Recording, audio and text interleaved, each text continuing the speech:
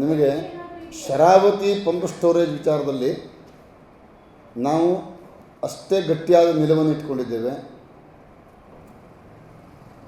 Sharavati pump storage ಯೋಜನೆ ಆಗಿದೆ ಅಂತ ನಿಮಗೇನಾದ್ರು ಅನಿಸಿದ್ರೆ ಆವತ್ತು ನಾನು ಇಲ್ಲ ಅಂತ ತಿಳ್ಕೊಂಡಿರಿ, ನನ್ನ ಜೀವಂತ ಇಲ್ಲ ಅಂತ ತಿಳ್ಕೊಂಡಿರಿ. ನನ್ನ ಬಲಿಯ ಮೇಲೆ ಆಗಬೇಕು ಅದು. ಇದು ನನ್ನ ಆರಂಭದ ಮಾತು ಹೌದು, ಇವತ್ತು ಮಾತು ಹೌದು, ನಾಳೆ ಮಾತು ಇದೇ ಹೌದು. ಅದರಲ್ಲಿ ವ್ಯತ್ಯಾಸ ಇದೆ.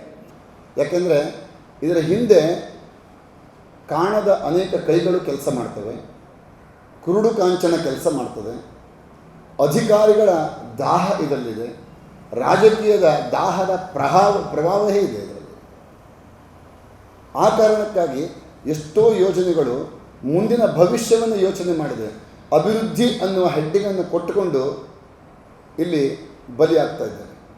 ಈಗಾಗಲೇ ಯುನೆಸ್ಕೋ ಈ ಪಶ್ಚಿಮ ಘಟ್ಟದಲ್ಲಿ ಯಾವುದೇ ಕಾರ್ಯವನ್ನು ಮಾಡಬೇಕು ಅಂತಾದರೆ ತಮ್ಮ ಅನುಮತಿಯನ್ನು ಪಡೆದು ಮಾಡಬೇಕು, ತಮ್ಮ ಗಮನಕ್ಕೆ ಬರದೆ ಯಾವ ಕಾರ್ಯ ಮಾಡಬಾರದು ಅನ್ನುವ ನಿರ್ದೇಶನವನ್ನು ಬಹುಶಃ ಮೊನ್ನೆ ಕೊಟ್ಟಿದೆ. ನಿನ್ನೆ ಮಾಧ್ಯಮದಲ್ಲೂ ಸಹ ಆ ಬಗ್ಗೆ ವರದಿ ಆಗಿದೆ.